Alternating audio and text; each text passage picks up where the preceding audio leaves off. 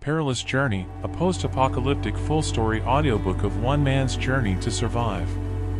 An original story, by the author, Declan Conner. Chapter 1. Robert Duvall sat on the bench on his porch, where he wondered if his life would have been more fulfilled if he'd have had a partner or friends to share his life with. He'd lived off of the grid in the mountains all his life, not by choice, but by the fate of his birth. Loneliness crept through him like an army of ants on the march and crawling over his skin, when he recalled that as a teenager, his parents had died protecting their water supply during the long drought that brought the nation to its knees. The civil wars of the states that followed, and their fight for secessions from the Union, it had been brutal. But with his parents' foresight in building the bunker, he'd avoided all that, only finding out what had been going on from the dwindling number of preppers over the radio, until there were none left transmitting. But that was 10 years ago, and he knew a lot would have changed since then. For all he knew, he might be the last man alive. With the supplies in his bunker now depleted and game so scarce, he knew it was a waste of boot leather going out hunting. More worrying was the well drying up, which had finally sealed his fate going forward. It grieved Rob, and gnawed away at him, that what little rain there had been, it hadn't been enough to collect more than a thimbleful at times, and so sporadic, it simply soaked into the cracked dried-up riverbeds and streams, with winter a long ways off. He knew that left him with no other option but to end his solitude, and seek out civilization, or he'd die of hunger and thirst before the month was out.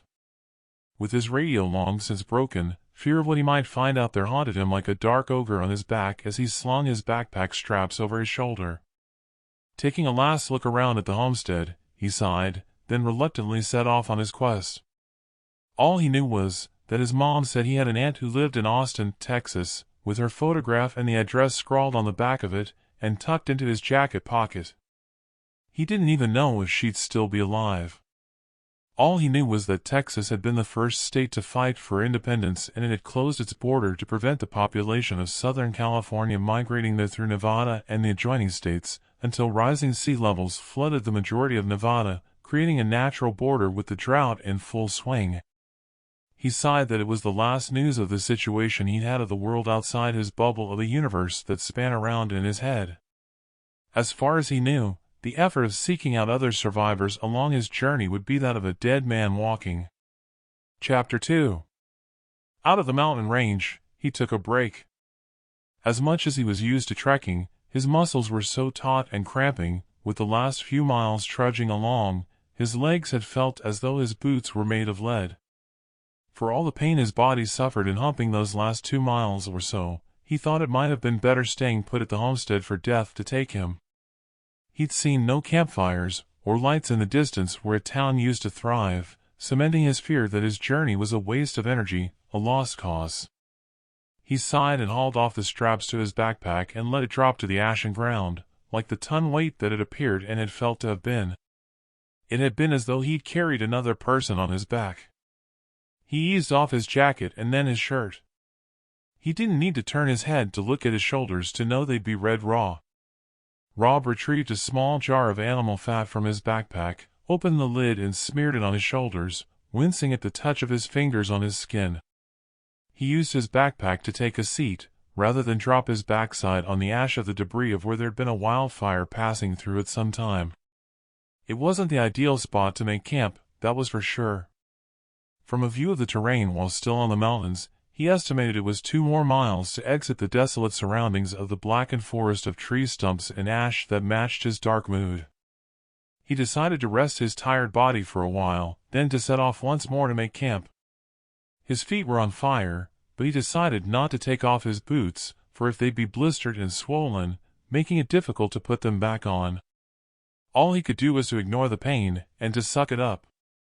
That was easier imagined than done, and he retrieved a painkiller from his medic kit, swallowing it dry, coughing and spluttering as it stuck in his craw, until he finally gulped it down, leaving a bad taste in his throat. He took some cotton wool from his pack, tore off some lumps, then stuck it to the animal fat on his shoulder, then put back on his shirt and jacket.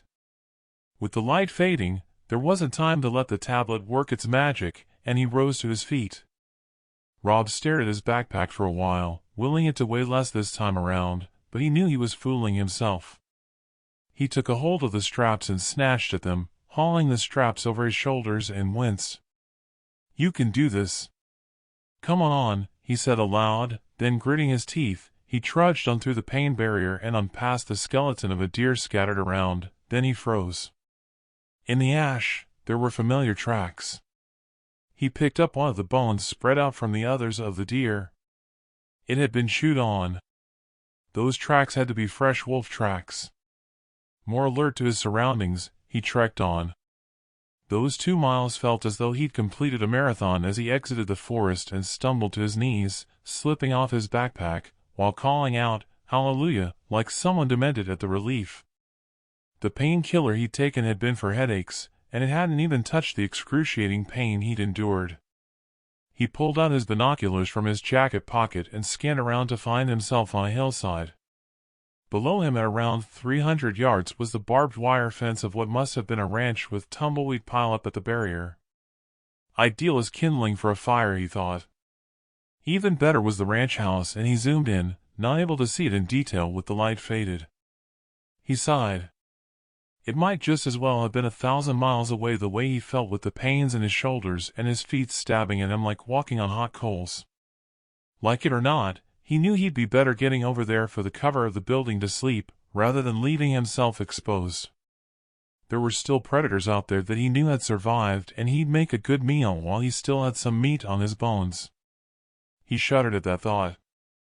It had been around 30 minutes of Rob staring at the ranch house, with darkness now surrounding him. He'd not detected any movement, nor any signs of smoke from the chimney stack. He glanced at his backpack, then over at the ranch. There wasn't any way he could make it there carrying his pack. He reached out and removed his hunting rifle from where it was fastened to the outside of his pack, then retrieved a water bottle, some energy bars, a bandage roll for his feet, and a few other items he thought he might need, and stuffed them into his pockets. Rob rolled his backpack into a hollow and covered it with rocks, then stalked down the hillside to the razor wire fence and crawled on through. He shouldered his rifle strap, then picked up some tumbleweed and crept over to the ranch house. Rob worked his way around 3 mounds with makeshift wooden crosses. By the size of the mounds, 2 of the graves must have been for adults, and 1, that of a child. Laying at the front of the mounds was a fully dressed skeleton, a rusted pistol, and a spade nearby the bones of the skeleton's hand. He imagined it would be whoever had buried them. The hole at the side of the skull appeared as though whoever it was, they had taken their own life to join their relatives. He shuddered, and then made it over to the open front door, while noticing the windows were all boarded up with planks of wood. Inside, he swiped away the cobwebs brushing his face in the hallway. His boots crunched on the debris that had blown in through the open door. If anyone had survived there, he knew with the noise he was making, that he'd soon find out. Rob entered the kitchen and looked through the cabinets. Apart from crockery and cooking utensils, there wasn't anything of any use in them. In the living area, he stepped over to the fireplace, broke up the tumbleweed and placed it in there. Stepping over to the dining table, he picked up a chair and brought it crashing down to break it up for firewood. Rob reached inside his shirt for a piece of cotton wool and teased it from his shoulder, then took out a small bottle of flammable liquid, sparingly splashing it on the cotton wool. Using his sparker, he ignited it, holding it gingerly between thumb and finger, then placed it amongst the tumbleweed. In no time, the flames gave him light and warmth. He knew that if he took a seat on the couch, he'd not have the strength to get up again, so he headed out of the living room and up the stairway to the bedrooms. In a small room, he found a single bed with bedding and dragged the bedding and mattress off of the bed and maneuvered them down the stairway and into the living room, setting them down in front of the fire. That was his sleeping arrangements taken care of. He closed the door and dragged over a cabinet in front of the door, just in case he'd have unwanted visitors. Though while he'd done that, he thought that from what he'd seen of the ranch's isolated position, he doubted it. Stripped and relieved of his boots, he could now see the source of his foot pains, which had blistered. Pain or not, his eyes were heavy with exhaustion overcoming any discomfort, and he drifted to sleep. Rob cracked open his eyes at scratching at the door and sat bolt upright, snatching over at his rifle. Whatever time it was, there were only shards of light shining through the boarded-up window, giving a modicum of light, when he heard a chilling sound outside. Chapter 3. The wolves he'd heard howling outside the ranch house was bad enough, but of more concern had been the scratching at the door. He stepped over there and craned his neck, his heart thumping in his chest. He heard nothing of anything out there in the hallway, so he crept over to the window. Through a gap in the boards at the window, he saw what he'd be up against. A large wolf trotted over from the ranch house to a pack of wolves, all sat there, staring at the ranch house. All of them looked to be emaciated and in need of a good meal. He gulped, knowing they were probably there for that purpose, having likely followed his tracks and scent. Rob counted 6 of them, but after hearing that howl, he wondered if more of the pack would arrive. The large wolf that had been scratching at the door was likely the leader of the pack, he thought, as he saw it join the others. He cursed under his breath that his magazine only held 5 rounds and 1 in the pipe, with his spares in his backpack. That left no room for mistakes. The alpha male rose, and it turned to face the others. He didn't know whether the alpha male had communicated with them, or if it was through pack hunting instinct, but they split up and set off trotting in different directions around the ranch house. The alpha male returned to sit on its hind legs, and then it resumed staring over at the ranch house. With only 1 small bottle of water in his jacket pocket, he knew he couldn't stay there to wait them out. The gap in the boards wasn't sufficient to bring his rifle to bear, so he opened the window and with the butt of his rifle, he smashed out a board, then shouldered his rifle. With his eyes glued to the scope in the direction he'd seen the wolf, he saw it wasn't there. He swung his aim from left to right, with no sign of the wolf, and he let out a few expletives. He lowered his rifle, letting it rest on its strap, and rubbed at his brow, while thinking of what to do. It dawned on him, when he recalled something his pa had always told him during the troubles brought on by the drought. Secure the high ground if you want an advantage for if ever you come under attack while out there hunting alone. Rob exited the room and climbed the stairs. In one of the bedrooms, a board was hanging loose at one of the windows. He opened the window and pushed it out, but it didn't give him the view he needed. He dropped his backside on the mattress and thought for a while, then headed down the stairway. In the living room, he put his socks and shoes over his bandaged feet, and then walked into the kitchen. He gathered up a step ladder that he'd noticed in there. Pounding back up the stairway, he set the ladder in the hallway and climbed the steps on the ladder, lifting, and then pushing the board to one side at the entrance hole to the attic. It had been boarded and there was a skylight in there. Rob reached down to pull up the ladder and set it under the skylight. Opening the catch on the skylight, he slipped his rifle out onto the roof, while keeping a hold of the straps, and using his elbows, he hauled himself out and onto the shingles. The framework for solar panels were a welcome assistance, and judging by the wires strewn about, the panels had been looted at some time. Rob worked his way to the top and straddled the roof ridge. As he looked around, there was still no sign of the alpha wolf, but he could see the others spaced around the ranch house. He sat on the ridge and drew his rifle to his shoulder, then aimed at one of them at the back of the property, lining it up in his crosshairs. A squeeze of the trigger, and it fell, lifeless. Rob swung his line of sight to another as it ran away in a straight line at it, hearing the explosion of his round. Another squeeze of his trigger, and that too stumbled as it ran, then fell, lifeless. He had to take his eye from the scope to look around for the others, but they had scampered away out of range. He shimmied over to the far side of the roof to clear his blind spot, to see one sneak under the razor wire fence, and it ran up the hillside, too fast for him to dare to take a shot. Another of them darted behind the barn, out of sight. Rob knew it was still a waiting game, with 4 of them remaining. Hours later, the wait had been excruciating, his backside numb. He reckoned he'd been straggling the roof ridge for at least 3 hours with the sun beating down. It was now around noon, judging by the sun's position in the sky overhead.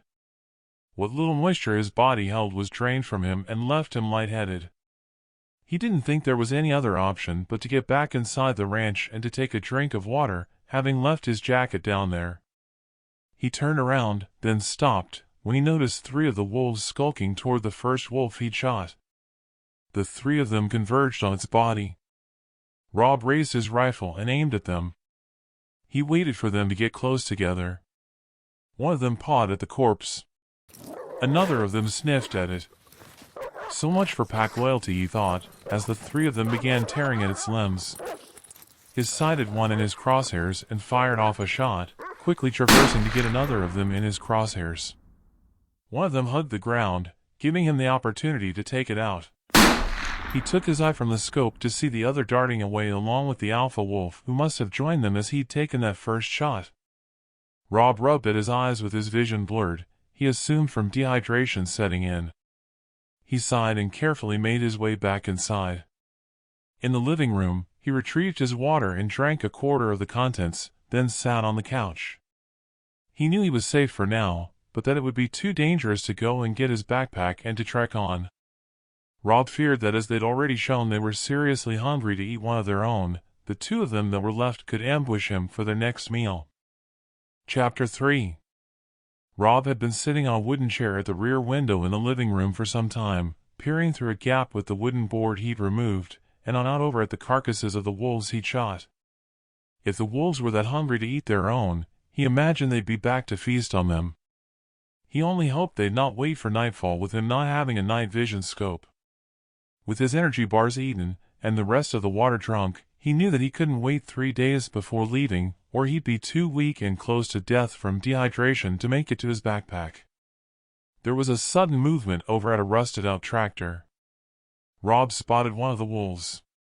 It stalked out, then it went to ground, rising, and then stalking some more towards the corpses of the others of its pack.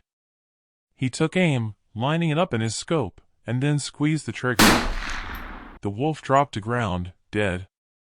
The alpha male had stalked out from behind the tractor as he'd taken the shot, and it had momentarily frozen. His fingers trembled as he took aim and squeezed the trigger as it turned. Its hind legs went to ground, then it rose and ran off, limping. He cursed that was the last of his rounds, and with no sign of the alpha wolf. All he could hope for was that with its pack terminated, and now injured, it would wander off to seek out fresh prey to terrorize if it survived its injury. He knew that he had to make a decision, and there was only one thing to do. Rob had to risk going out there to get his backpack and to get the hell away from there. At the same time, he knew that wolves hunted for prey over a large territory, and that their sense of smell was beyond that of any human. That was especially true, seeing as how they must have followed his scent to know he was inside of the ranch house. It wasn't as though he could bathe, or to wash his clothes for a change of odor. However, Rob did have an idea how he could put the alpha wolf off of his scent, and any other packs of wolves that might be out there. Then another idea struck him that maybe the rancher had weapons and ammo stashed. He made that his priority, searching all the downstairs rooms. With nothing found other than a candle, he blew on the embers of the fire, and tore up an old magazine, then lit the candle from the flames. Rob opened the basement door and stepped down there. There it was, at the bottom of the stairs, but someone had been there and found the rifle safe before him. The lock was smashed open, and the cabinet empty, apart from opened and empty ammo cartons. All he was left with was Plan B, and he set off up to the bedrooms. In the closet, he picked out some of the rancher's clothes, and he drew them to his nose. All he could hope for was that the neutral odor would put the wolf or any other predators off of his scent. He stripped and changed clothes, then set off down the stairway to head on outside. In the hallway, Rob's boots crunched on the debris, and he peeked outside the open door, ready for a quick exit back inside, alert for if there was any sign of the alpha wolf out there. He placed his hand on the handle of his hunting knife in its sheath. At the same time, Rob didn't see the injured wolf as a threat. He thought that it had most likely ran off to lick its wound. Rob zipped up his jacket, then pulled up the hood over his head. Rob froze, at seeing what appeared to be blood splatter on the porch and leading to inside of the hallway. He knew when it hit him, as paws lunged into his back between his shoulder blades, with what he imagined was the alpha wolf at his back, when it got a grip of his hood in its jaws, ripping at it with such force that it choked him as he keeled over, losing his balance, and he fell with a thud on the porch. Chapter 4. The wolf ragged at his hood, with Rob fighting to breathe, with the zipper pulled right up to the collar of his jacket. He snatched a hand to the zipper and tugged on the clasp to loosen the grip on his throat, when to a sudden loud explosion of a round, the wolf slumped over him, lifeless. Rob frantically pulled the zipper right down and shrugged out of the jacket and his rifle strap, while bucking the dead wolf from off of the top of him.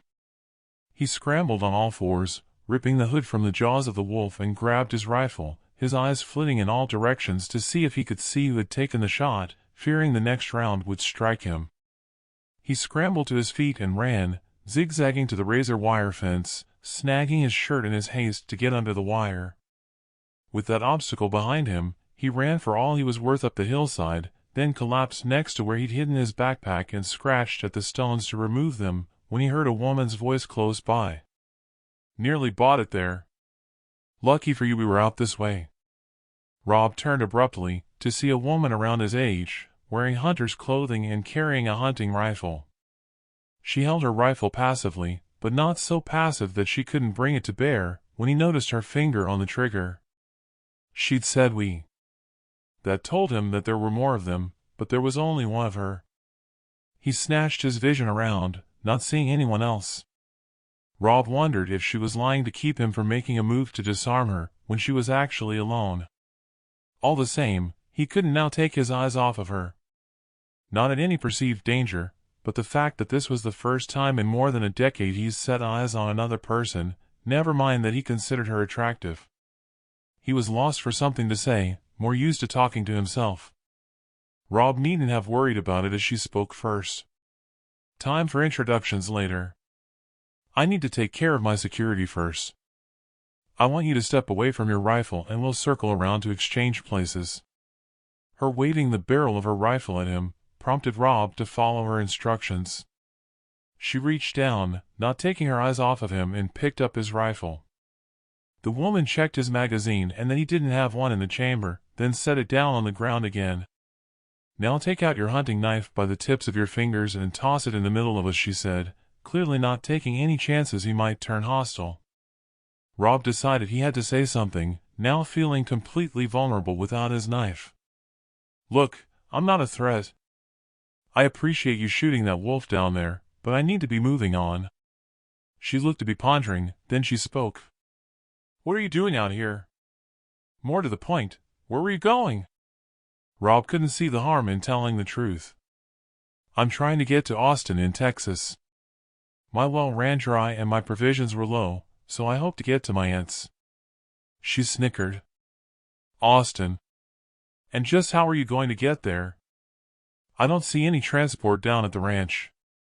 It sort of ticked him off when she snickered, but he answered her anyway. "Same way as I got here, on foot." This time she laughed, then shook her head. "On foot? You do realize how long that would take you? At a guess that's the top end of 1,200 miles. How would you feed yourself? Never mind find water, you'd be dead before you ever got there. If it still existed, that is." That stumped him, though he hadn't realized just how far it would be to get there, not having a map, or ever having traveled much of a distance from his homestead. He just knew that Austin was out east. "What do you mean, if it existed?" She was quick to respond. "It's underwater now with the rising sea levels. Look, sorry for laughing, especially as your aunt lived there." "It's okay, I've never met her." "What about your parents?" she asked. "They died protecting our water supply in the mountains. Been on my own ever since." She pouted her bottom lip before responding. "Oh, I am sorry. How long have you been on your own?" He had to think about that. It wasn't as though he'd kept track of the years. He gave her his best estimate. "Must be 12 years or so. Seems like a lifetime ago." "I know I was 16. Rob looked over his shoulder at hearing a twig break. The guy walking toward them looked old, with a long white beard, and with a bald head. The woman waved at him as the guy circled him and then joined the woman. "Who is he?" the man asked. "Sorry, we've not been introduced. I'm Laura, and this is Jack." "What do we call you?" "It's up to you. Ma called me Robert, but Pa called me Rob." Laura and Jack huddled together, whispering. Jack turned to him. Roll up your shirt sleeves and show me your wrists. He thought it an odd request. Jack turned to the woman. Cover him while I take a look, he said.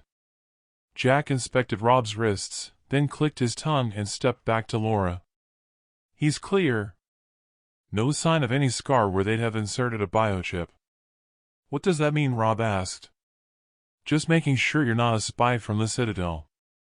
Citadel, what's that? Laura and Jack exchanged glances.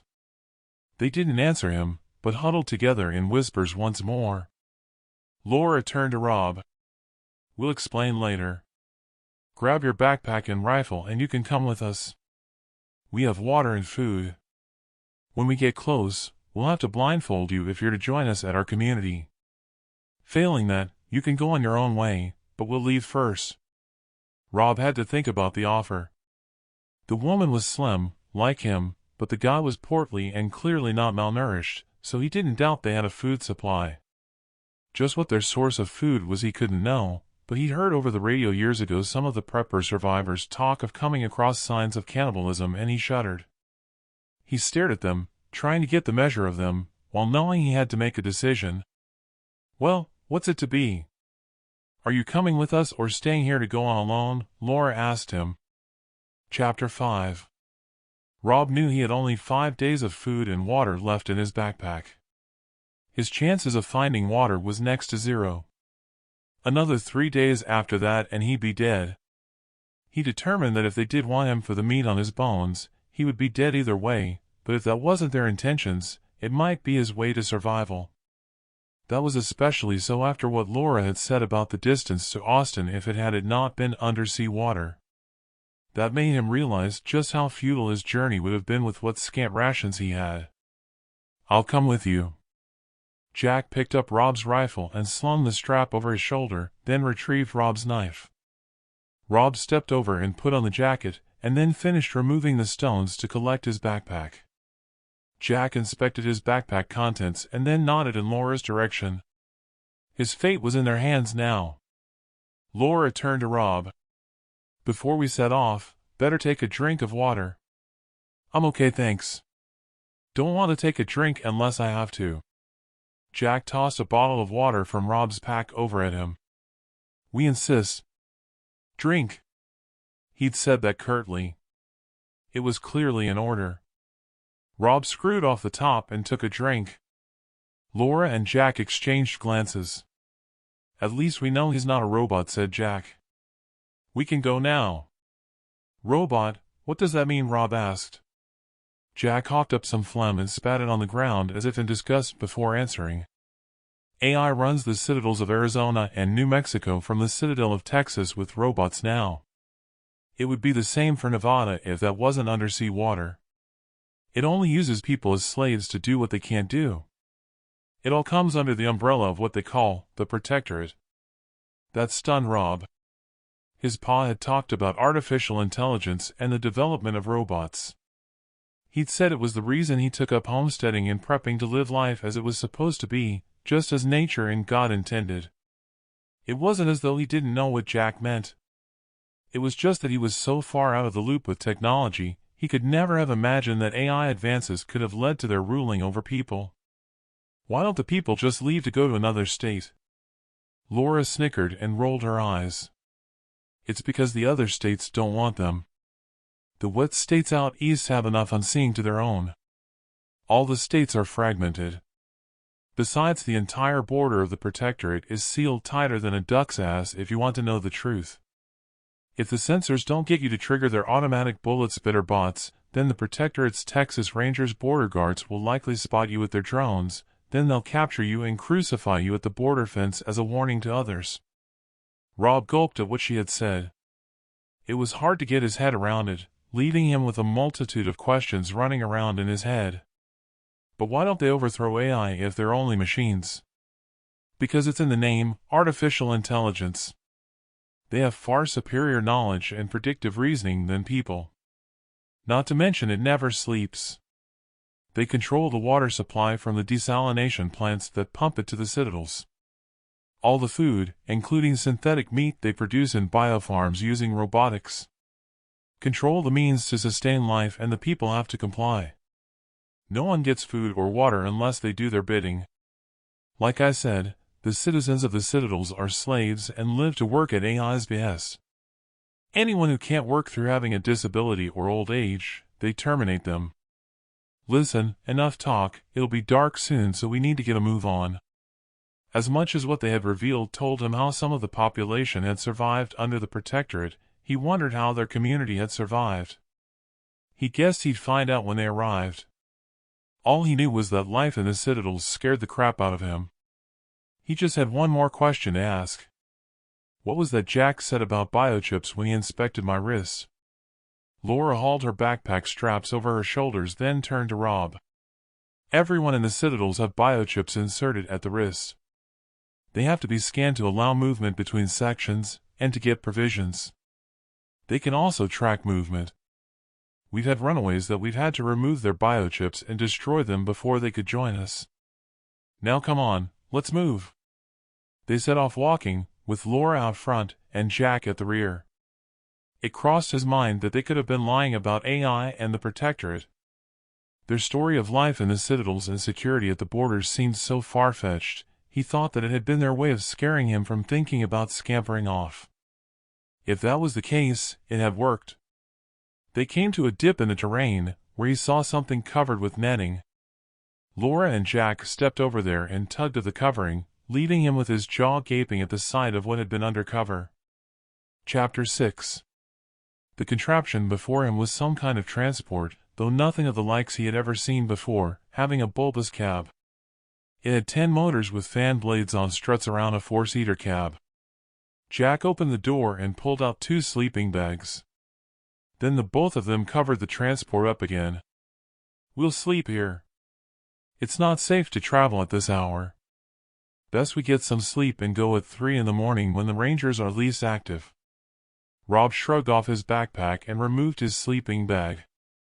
Is that sleeping bag of yours thermal cloaked material? She asked. What does that mean? Rob asked. It masks body heat so drones can't detect you with your body heat. Let me have a look. Laura felt at the material, then clicked her tongue. It's just nylon. Unzip it completely to use it as a ground cover.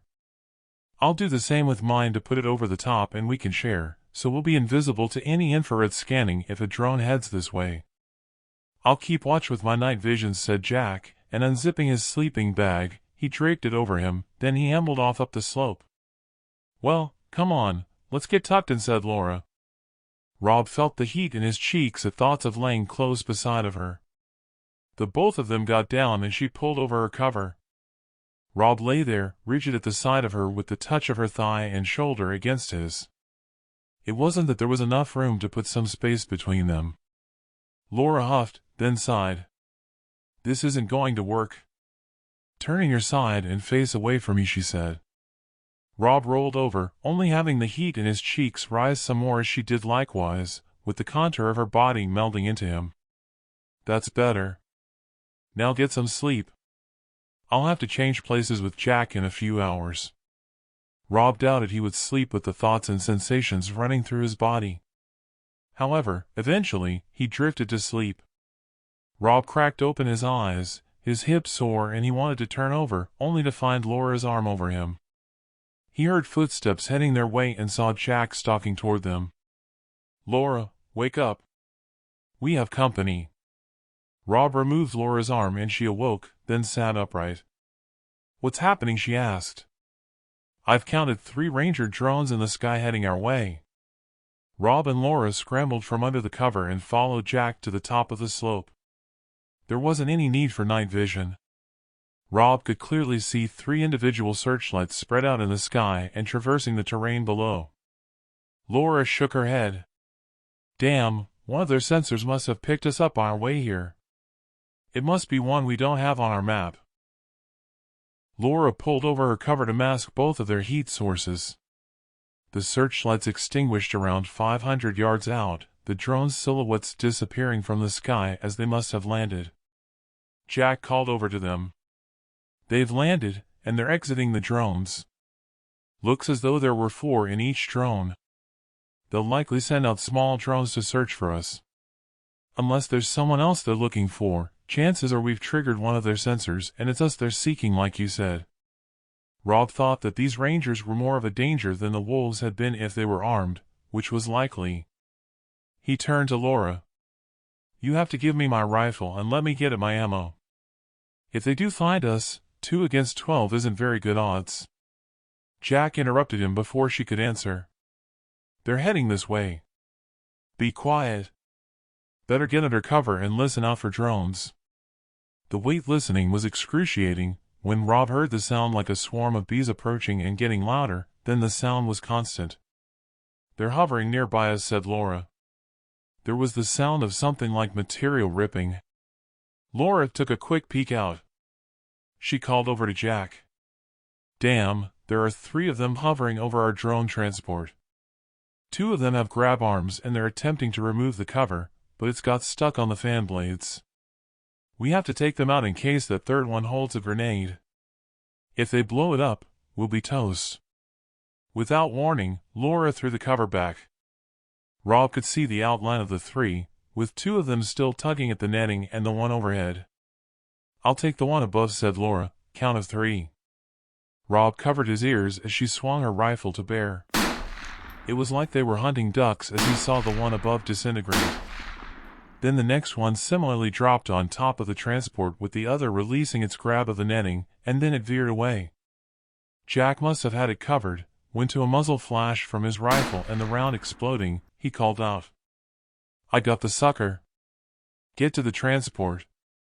He tossed Rob's rifle over to him when they arrived at the transport and they removed the netting, then they climbed inside. Rob dug into his backpack for his spare ammunition and reloaded his mag, stuffing spare rounds into his pockets, while sensing inertia as the transport took off into the night sky.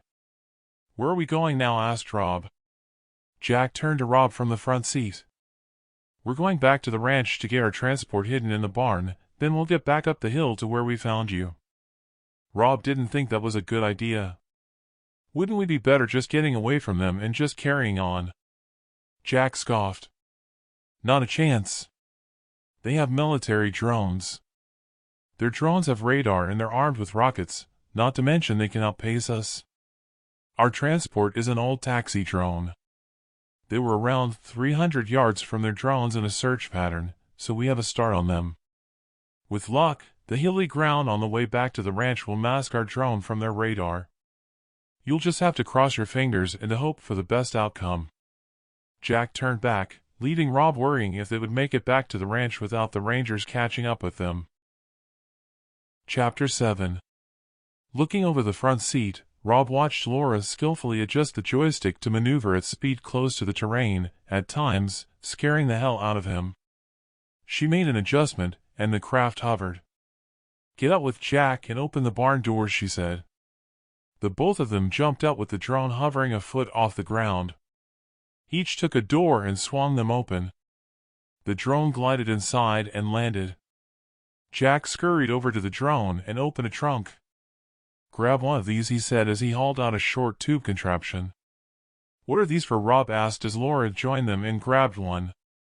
No time for questions. Get the barn doors closed and let's get up the hillside. What with the backpack and his rifle and now with one of those tubes cradled in his arms, it was hard going to get over the razor wire and on through. It was even harder clambering up the slope of the hillside where they went to ground and unloaded their packs. Laura turned to Rob. If you have to use the anti-tank buster, I'll show you how it works. Just don't have either of us behind the tube if you have to fire the rocket. Simply shoulder it, arm it, and then aim it at the target, then squeeze the trigger. Don't worry if the target moves as you squeeze the trigger once it's locked on, and then start swinging it around to follow a moving target, or the backburn from the rocket with Frias. The rocket will make any adjustment to the target autonomously in flight. Let's hope we don't need to use them. If we do, we only get one shot at them. Does it have a kick? Rob asked. Not really, just a thud sound, and slight movement. Settled down under cover of the thermal blanket, all there was to do was to wait and to hope they'd manage to evade the rangers. It wasn't to be, when Jack called over to them. They're heading this way. Rob hoped that the worst that could happen would be they'd find the drone and to destroy it. The drones passed right overhead, with one of the Ranger's drone's searchlight beams passing close by. His heart thumped in his chest. Laura lifted the cover slightly and he could see the three of them hovering in front of the farmhouse. From the center one there was a discharge, then the plume of a rocket heading for the ranch house. It exploded in a thunderous roar, with flames and the explosion lighting up the surrounding area. Rob had never seen the likes of the intense explosion and destruction, terrified that if one of those rockets aimed at them, they would be incinerated. Laura flung the cover off of the top of them and hauled the anti-tank blaster on over and rose to her knee, shouldering the tube. Now is our chance before they blow up the barn. Rob did likewise and knelt on the ground, shouldering the tube. Jack called out his orders. Laura, take the one to the left. Rob, the middle one. Count of 3. Rob counted internally, with the tube armed, and his target sighted. He squeezed the trigger to the whoosh of their rockets launching almost simultaneously. He followed their plumes and in seconds, they hit their target to them exploding in a flash of light, then they crashed to the ground with flames. There were secondary explosions of ammo they had on the tracks. No one could have survived those explosions, or so he thought as his elation at taking them out turned to astonishment. From out of the inferno of one of the downed drones, a figure appeared, their clothing on fire, and with them missing an arm. The Ranger simply stood there bolt upright. Rob discarded the tube and picked up his rifle to put the guy out of his misery.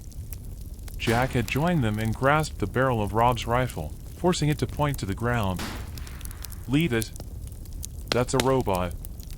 Without its arm, its sensors will have it self-destruct after sending a distress signal to their headquarters.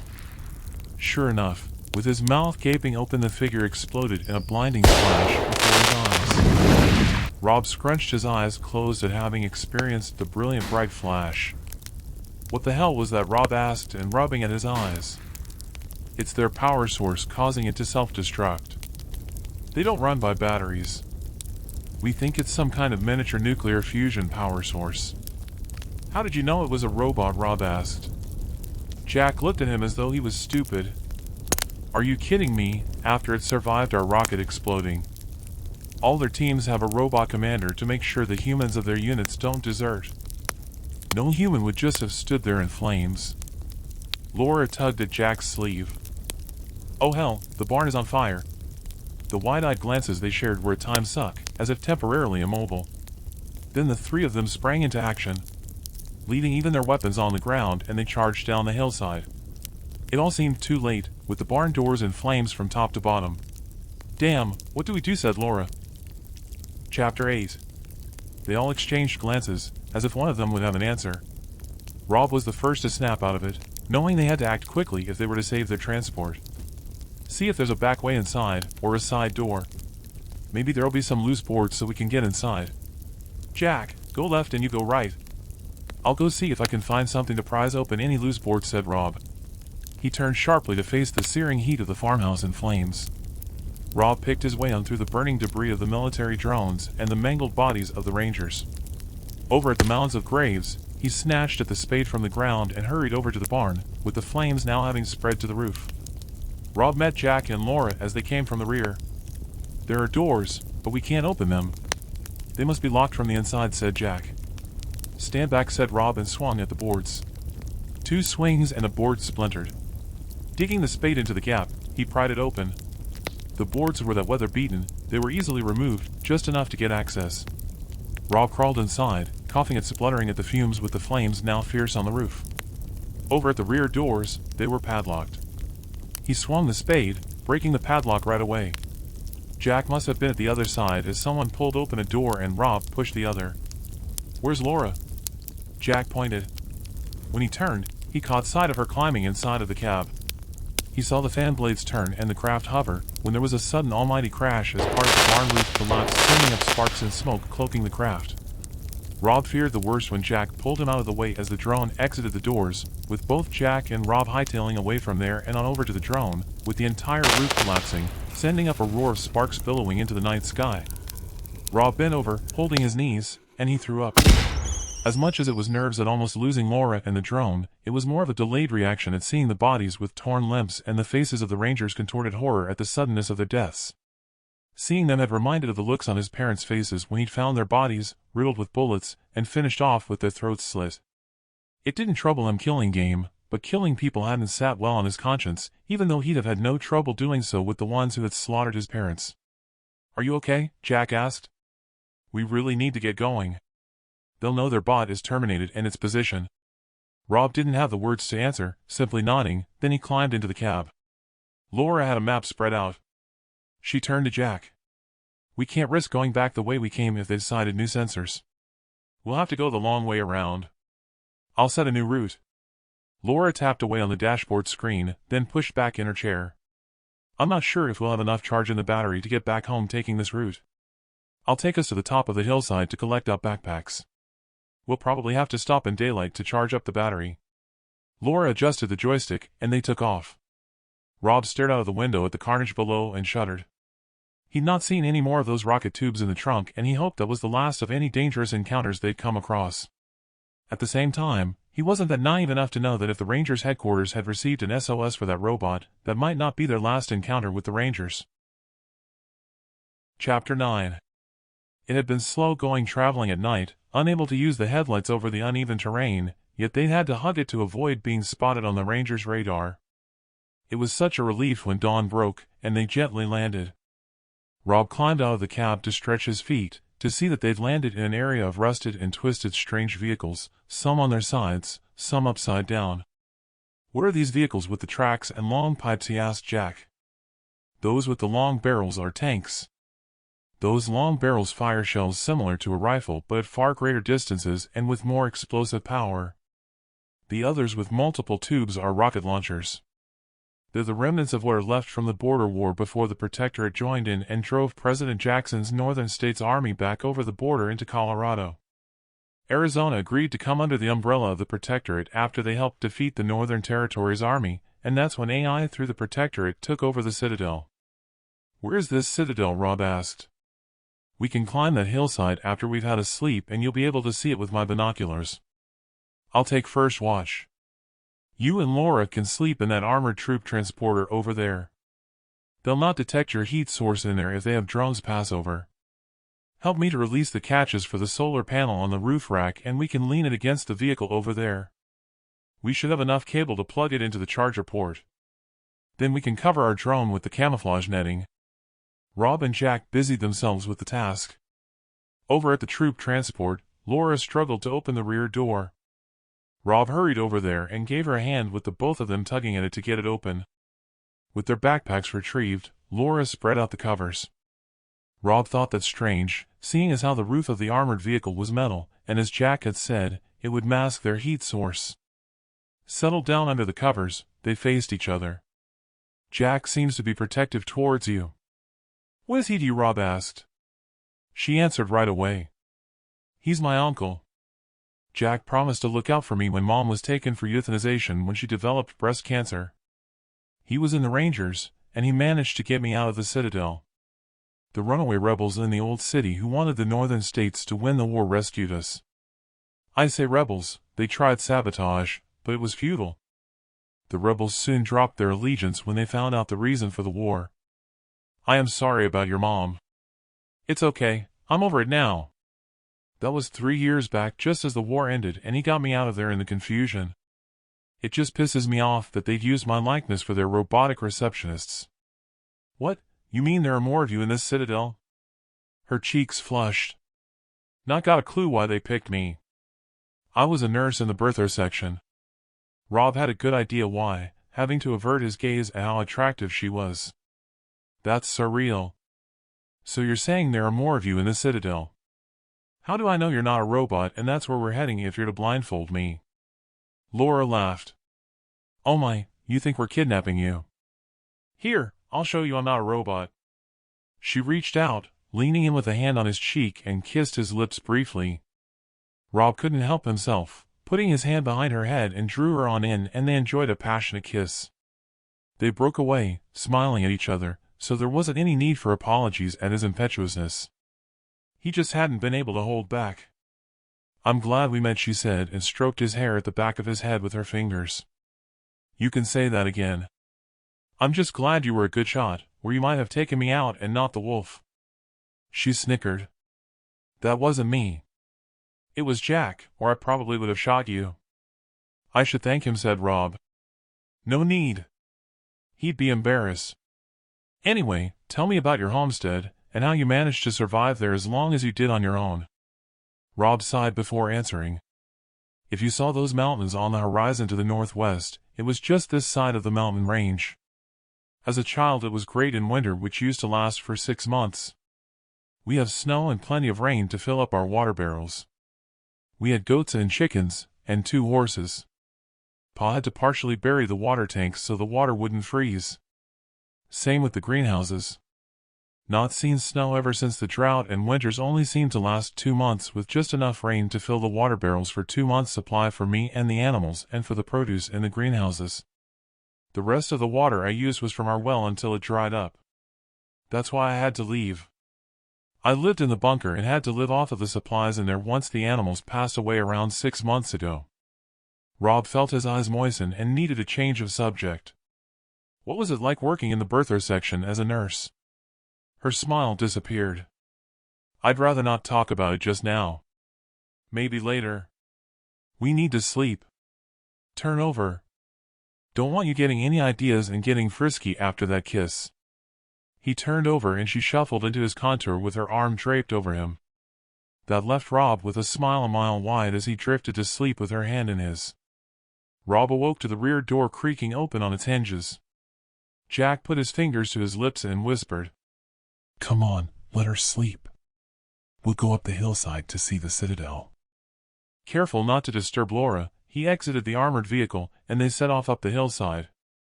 Jack's binoculars were 4 times the size of Rob's pocket ones. When they reached the summit, they hugged the ground, with Jack pulling his cover over him. Jack handed over his binoculars and pointed out in the distance. Rob drew the glasses to his eyes and scanned to where he pointed. It was the strangest sight. They weren't the types of structures he'd seen from the cities in the magazines he'd read. There were ginormous multiple connecting domes that appeared to have triangular frameworks. He zoomed in on a road leading to the citadel from the left, then dropped the glasses at what he'd seen and rubbed at his brow. Crucifixes lined the road on either side and had sickened him. He now knew for certain the truth of what Jack had told him as to how the Rangers dealt with runaways and rebels. "Look over to the right and you'll see where we're heading." He picked up the binoculars and scanned to where he'd said, "You should catch sight of the old city." He saw it, dropped the binoculars and turned to Jack. "I thought you said you'd blindfold me," said Rob.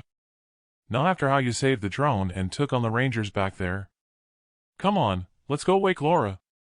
"Before we go, what was the reason for the war?" Chapter 10. Jack appeared to be looking right through Rob as if he wasn't there, before he snapped out of it, and then answered him about the war. "It was a hard-fought battle. I was in the thick of it when the Northern Army arrived at the gates to the citadel. We were almost defeated until the Texas Rangers appeared, and together, we pushed them back over the border." "But that's not what you're asking, is it now?" "Basically, when the drought brought the western states to their knees, the eastern and northern states didn't want to share their water supplies, so there were many wars. Arizona was part of the Northern States Union under President Amanda Jackson, but there was no federal help, so we were governed autonomously. Our governor refused President Jackson's orders to put an additive in the water to stop pregnancies, or to have unions between men and women outlawed, so we could match the dwindling food supply to the population. As it was at the time, with the desalination plants and our biofarming overproducing, it wasn't needed. When eventually negotiations broke down, Jackson sent in the army. In a nutshell, that's what it was about. As it was, the outcome of the war was a double-edged sword when the protectorate and the robots took over and put the governor to death. When the rebels in the old city found out about the additive, they soon backed off supporting the Union. So now we have 2 enemies. Under the cover, there was the sound of thuds on the fabric. Jack threw the cover back, to a deluge of raindrops hitting them. "Holy crap, it's raining," said Jack. As welcome as the rain was, Rob's clothing was getting wet. Rob sprang to his feet and turned to Jack. "Let's get down there to Laura and get under cover." It's not like we have a change of clothes." They scurried on down the hillside and on over to the armored vehicle. Laura was already awake with the door open. "Get inside," she said, and moved out of the way. Rob just couldn't believe it with the torrential rain pounding on the roof of the vehicle and bouncing off the hardened dry desert ground. The initial elation over at it raining, they settled down. Rob had mixed feelings. On the one hand, if he'd have stayed at his homestead, the rain would have bought him more time there to be able to plant more vegetables to add to what supplies he had in the bunker, but on the other hand, he'd never had met Laura. Rob had questions burning inside of him. "Neither of you have told me what you do for water and food in the old city. How have you survived there in the city?" Jack answered him. "The pipe from the deceleration plant runs through the old suburbs of the city. We tapped into it for our water. We have livestock, with goats for milk, and hens for eggs, with rabbits for their meat. The rebels had built a biofarm in the city tunnels and pens for the animals, so the ground above masked any heat source, with LED lighting to grow veg." It sounded to Rob that they had all the angles covered to sustain life, though it still left one more question. "What about energy supply for the lighting?" This time Laura answered. "Many of the buildings had solar panels. We use them for the energy. That's what we were doing out here. Equipment doesn't last forever, and we were looking for batteries and converters." The rain was incessant, going on for hours, but at least he got to know more about them. Finally, the pounding rain stopped, first to a drizzle and then it stopped completely. Jack climbed out of the vehicle, then turned to face Rob and Laura. "I'd better go and check the battery charge on the drone. Hopefully, those 5 hours of sunshine before the rain will have it charged up enough for us to get back home later tonight when it's dark." As soon as Jack was out of sight, Laura instigated a passionate kiss that seemed to go on forever. They broke apart and she leaned in with her head on his shoulder, leaving Rob in seventh heaven. Rob glanced outside through the open back door and he was taken aback as he watched Jack walk over to the drone. The ground glistened with the sun beating down on what appeared like a mirror, stretching out as far as the eyes could see.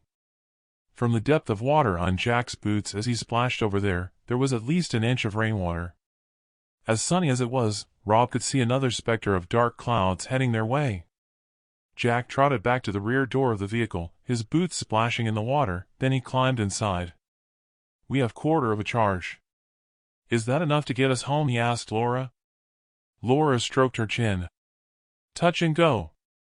I'd like more, but judging by those clouds out there, we have another weather front on the way, so fingers crossed for more sun." It seemed strange to be cursing inside that it might rain again if the dark clouds covered the sun's rays.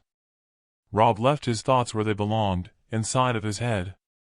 It was maybe an hour when the clouds blotted out the sun's rays and it started to pour down again. By the time the rain abated, night had fallen. Jack went over to the drone once more, then returned. "We have more charge, but it's not much past the quarter mark." Laura sighed. "We should make it. We'd be better to go now. I know it would be better to leave around 3 o'clock in the morning, but if it rains again, it'll make it difficult to hug the terrain on our way home. Wait here. I'll go and check the charge and do some calculations." As soon as she'd gone, Jack turned to Rob. "I saw you two sharing a kiss. I hope you're not thinking of taking advantage of her, or you'll have me to deal with." Rob gulped. "No, not at all. I really like her. It seems mutual, or she wouldn't have let it happen. In fact, she instigated it just now, and I'm not complaining." "Well, just think on, no funny business and keep it in your pants." Rob didn't have any more words on the subject at him saying that, and simply nodded to show he understood. Laura returned in a timely fashion, so the subject was closed. "We have enough charge. The rainwater is halfway covering the wheels, so let's get out of here before it rains again. I've never operated a drone in the rain." Rob looked up at the sky. It was cloudy, but they weren't dark clouds. All the same, with her saying that, it left him with some concern. Regardless, with everything packed and sitting inside of the drone, it was time to set off. 40 minutes or so into the flight, and Rob had avoided looking out of the window this time, trusting on Laura's skills to get them to the old city, excited to meet with the rest of the community, when he heard Jack groan. "Oh, no. Did you see that?" he asked and turned to Laura. See what? Asked Rob at hearing the alarm in Jack's voice, unable to get a view out of the front windshield. He moved to the middle of the back seat to try to get to see what it was Jack had seen, and then gasped. Chapter 11. Rob could now see what Jack and Laura could see through the windshield. On the horizon, there were flashes of explosions lighting up silhouettes of the old city tower blocks. We're under attack. Laura, take us to the west to approach the city from over the hills. There are no sensors from that direction. We have to get back there to help them, said Jack. How do we do that with only rifles? Asked Rob. Don't worry, we have weapons that the rebels salvaged from a deserted army base. As if things couldn't get worse, rain pounded on the windshield. Where's the control button for the wipers? Asked Laura. Jack leaned over and turned on the wipers. It was raining so hard, the wipers struggled to keep up to clear the windshield. I'll have to risk flying higher. I can't see a damn thing out there. Jack reached over and flicked a switch to the screen on the dashboard, changing from a map to an image of the terrain, but not in reality. Pull up, pull up. Terrain, terrain, Rob heard over the speakers. What's that? Asked Rob. The drone has very short distance radar. It's supposed to work following roads to detect other traffic. Hopefully, it'll get us safely to the city. Why didn't he use it before? Asked Rob. Because the map on screen showing the sensors was more important and we could see obstacles with a full moon and no clouds. Rob's nerves were on edge for the rest of the journey, with the incessant explosions flashing in the sky growing ever nearer. They rose above a hillside to see the silhouette outline of the old city. Laura steered the drone along the roads between the tower blocks. The explosions had stopped when they came to a standstill, hovering. Laura turned the drone to face a tall tower block, but with no windows. She headed straight for a gap. What is this? Asked Rob. A multi-story parking lot. We took out the rails to give us access to make it a landing port. We'll park and get out here and put our drone on charge. Rob was taken aback when they landed and climbed out on the concrete surface. There were at least 30 or more other identical drones in there, with people scurrying around. Some tugged at ropes around goats' necks to get them inside of the drones' trunks, others with cages holding hens, others with boxes of veg or water bottles. A woman ran over to them. Good thing you arrived back. We're having to evacuate before they surround us. We can't hold them off. They found a way into the tunnels. We'd have to blow one up to slow them down. They captured Ron and Ellie.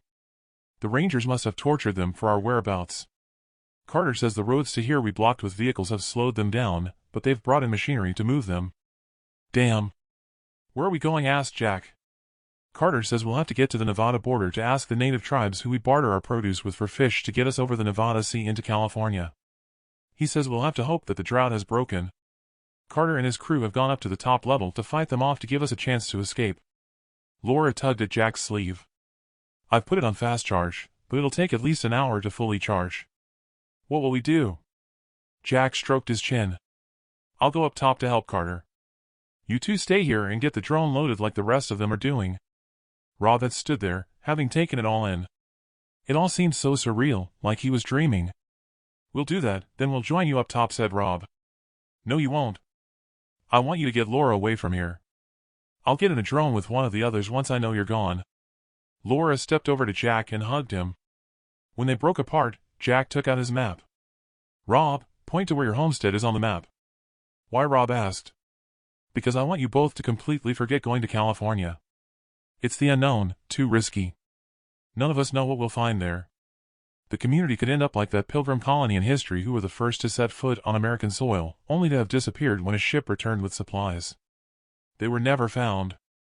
Look, get Laura to your homestead.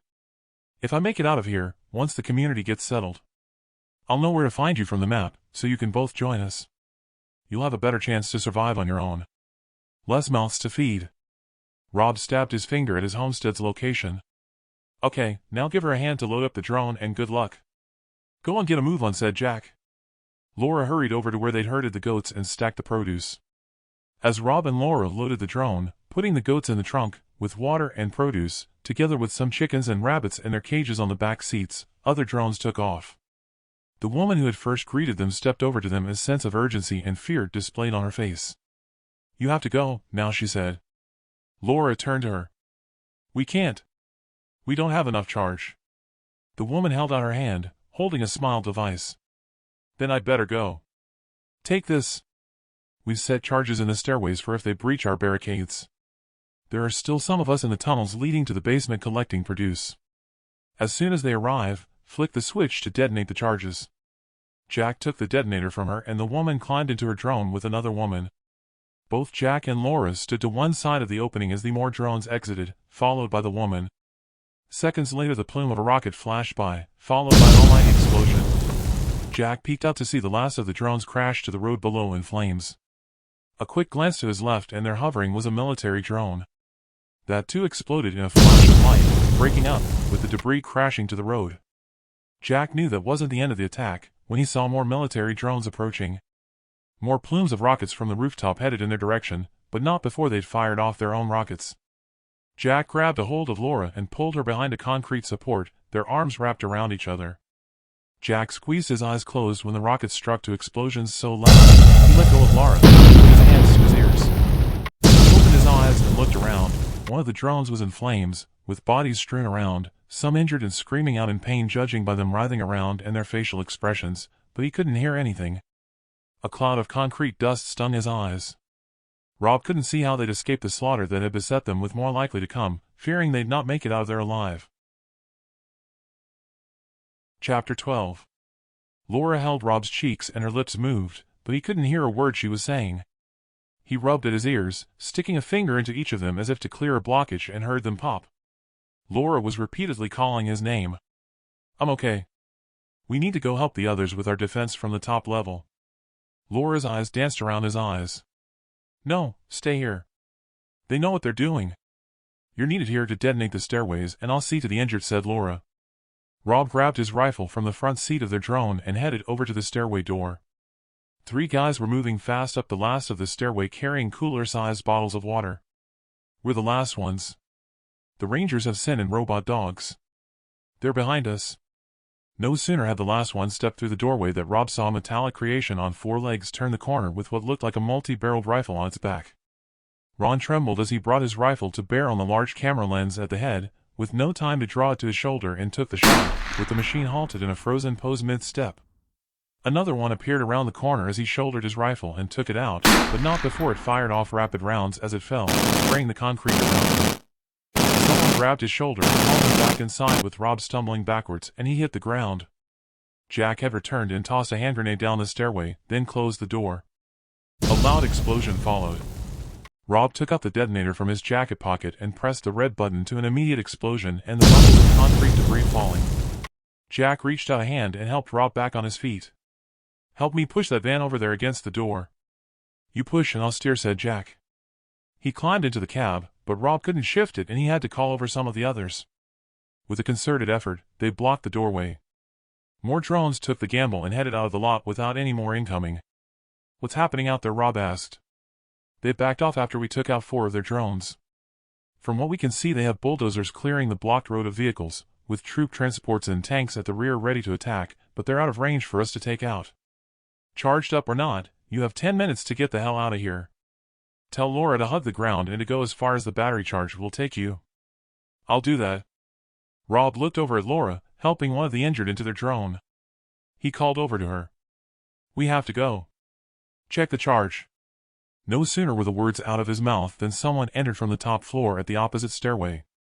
Incoming long-range rockets. Get the hell out, everyone. That upped the tempo as Laura pulled out the cable and the 2 of them clambered inside of the cab. Laura fired up the motors and then hovered, having to wait for others exiting. Jack stood there waving as they took off out of there and Rob saw him climb into one of the drones. There was no more looking back as they sped away from there, with Laura flying low over the debris of the smoldering down drone and the rusted-out vehicles blocking the road. They followed the others until they lost the cover of the tower blocks in the suburbs, when there was no mistaking the almighty explosions of the rockets hitting their targets. Laura veered in their own direction, with Rob noticing tears in her eyes. Rob put his hand on hers that held the joystick. Jack will be okay. He'll have got out. He's tough as old boots, don't worry. He'd said that, but there was no way of knowing if he had managed to escape the incoming missiles.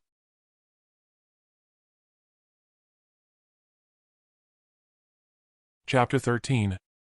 Epilogue. 12 months later, and Jack sat on his bench on the porch at his cabin, a smile on his face, watching Laura as she exited the greenhouse with a case of lettuces. She walked over to the goat pen and tossed over one of the lettuces to the pregnant goat, then smiled across at him. Rob took his rifle from his lap and leaned it against the cabin. He basked in the shade of the sun beating down after the 6 months of winter had passed on by. His eyes were drawn to something in the sky. It certainly didn't look like a bird as it zigzagged over the terrain. "Laura, get over here," he said while pointing at the object. As it drew nearer, he hurried into the cabin, retrieved his binoculars, and then stepped back outside, putting the glasses to his eyes, and he zoomed in on the object.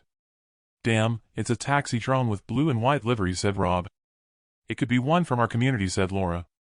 Jack turned and picked up his rifle, his finger on the trigger as the drone stopped zigzagging and headed straight for them. Rob turned to Laura. "Go get a rifle and wait inside." The drone landed next to one of the greenhouses with Rob shouldering his rifle as the door opened. He soon dropped it to rest on its strap as he recognized who was paying them a visit. "Laura, get out here. It's Jack." Laura rushed out of the cabin and on over to him, throwing her arms around him. Rob stepped up beside of them as Jack broke away from Laura and Jack stroked her stomach. He looked over at Rob. "I thought I told you to keep it in your pants." Rob felt the heat rise in his cheeks. "Just joshing. Congratulations to the both of you and thanks for looking after her. It's me who should be thanking you. It's a relief to know you made it out of the city. We both thought you might not have made it. Well, as you can see, I did make it out of there. But that wasn't the end of it. Most of the community starved to death. The natives took all of our produce to get us over to California, apart from seeds and water. It was still dry for a while over there. Still a few of us made it, so it's a good thing you returned to here." Rob stepped forward and shook his hand. "Yeah, well, it wasn't easy going here either. We had to live off of eggs and goat's milk until we had veg. At least we had water, but we had to go a week without any food until the veg was ready, sometimes only sharing an egg a day. At least the game is making a comeback now, so they must have sniffed out a water supply to have survived. The drone has helped to see what game is about, but there are also some predators. We're just leaving them be for now while their numbers increase and living on rabbit and chicken for protein, and believe it or not, some wild turkey, but yeah, life's good just now. You're welcome to stay here if it's still bad in California. Thank you for the offer, but no, thanks all the same. I'm heading to southern Colorado. There's been a change of president and I've heard there's a General Cole recruiting for an army to take on the protectorate. I'd have asked you both to come with me, but seeing as how Laura's with child, I won't even ask. Thing is, soldiering is all I've ever known, so if I go out that way to the big guy in heaven, if he'll let me in there, it'll be with a smile on my face," Jack said and laughed. Jack turned back to the drone and pulled out a cardboard box. "Here, I have a present for you both." "You open it," Rob said to Laura. "Oh, a radio and a shortwave." Jack leaned over and kissed Laura on the cheek. "I've written my frequency on the box, so we can keep in touch and you can call me when that baby of yours is born, so you don't have to live in isolation anymore." Rob slapped Jack on the shoulder. "Jack, that's fantastic, come on inside, we've a lot to catch up on." Dear listener, if you've enjoyed this story, don't forget to like it, and to subscribe for more stories on the channel, with more to come. Declan Conner is the author of a catalog of full-length psychological, crime, and speculative thriller fiction books available on Amazon in all territories. You'll find the link in the description.